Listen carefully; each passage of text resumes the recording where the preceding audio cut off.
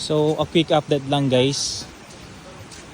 Pinabungkal namin dito yung nuno sa punso. Kasi nakaka-block siya ng view ng bagong cabin. So ito yung voice ng The Island kasi rainy season ngayon, medyo walang tao. Kaya giniba muna nila yung nuno sa punso. I mean yung bahay ng anay. Nakakapanibago minsan ako humawak ng camera. Sheesh! So kung naalala nyo yung unang vlog namin, giniba din dito yung isa. So ito yung pangalawa. Kasi pag nandun ka guys, hindi nakikita yung view ng dalawang cabin na bago. So mas maganda siya pag mawala yung dalawang na yan, bahay ng anay. Para diretso yung view dyan.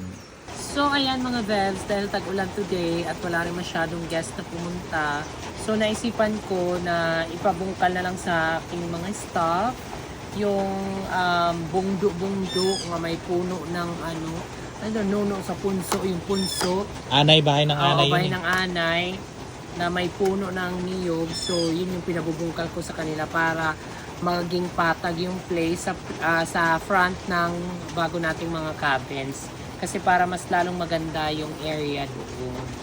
So ayan.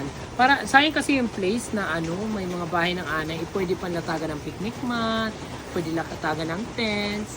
So ayan, it's a good project pag natapos na yan today. Babae pag lumisaryahan. Natao lihat. Lahat ng kamay yung mga ayan. Tapos dito pinapahakot yung lupa kasi kung mapapansin nyo guys, yung mga ugat dito banda umaano na dahil sa minsan ulan at saka dinadaanan ng mga guest. Yan. So dapat talaga may pathway. Kung mapapansin nyo, lutang na yung mga ugat niya.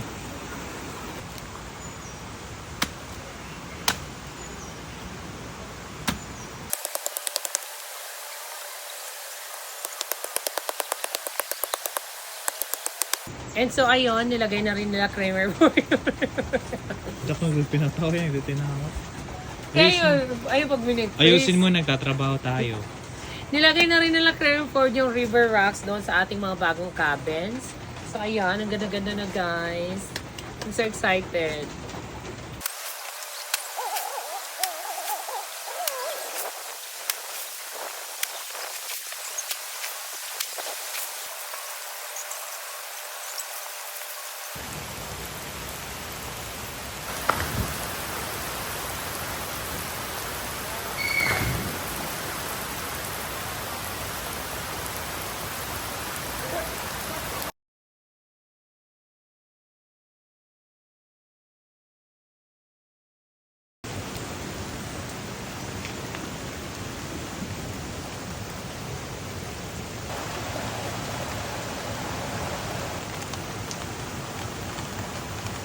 Dila akong kuri ito pag-ukat, kalam rin.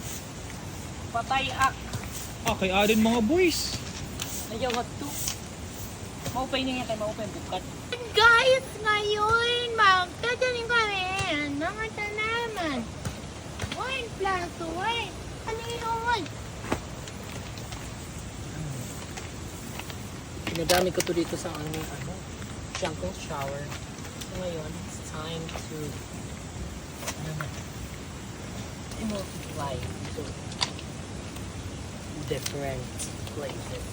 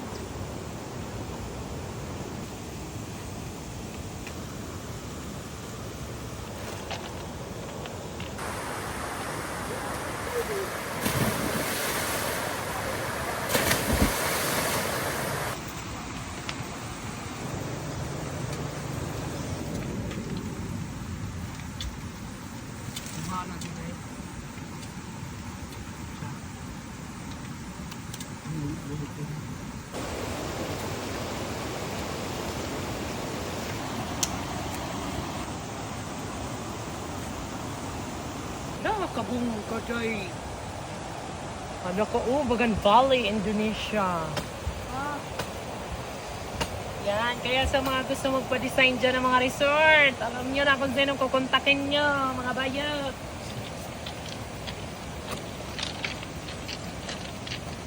Ano yung diri Asya? Ang sukul. Para mamatay man adik, at least sa iya.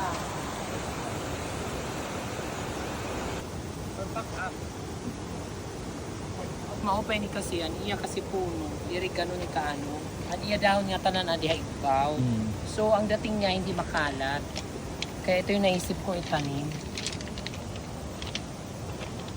Ay, taray, may pasukol. Oh yes, day. Ganun landscaping day. Baka ang taga, ano tong pero paano ko lang tuna?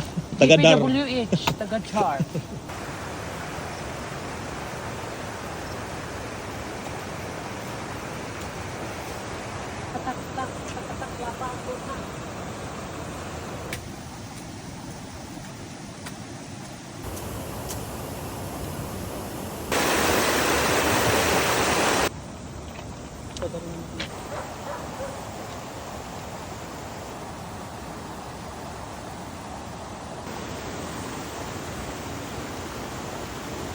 Shala-shala.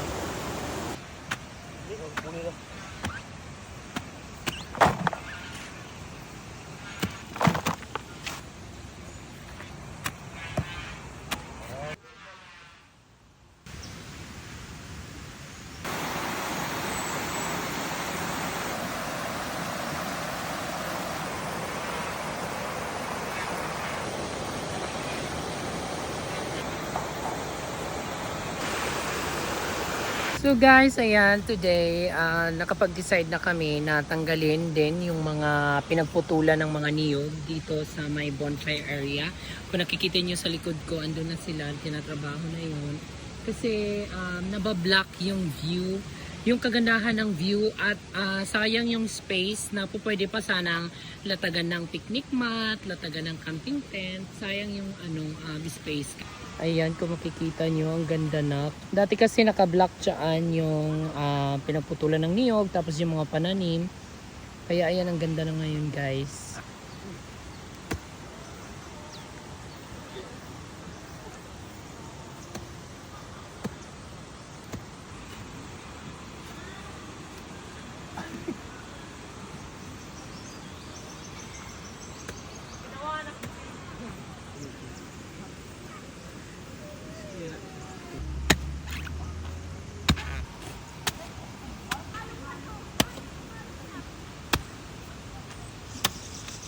Cuy, ano cuy, dali cuy, may nakita ako.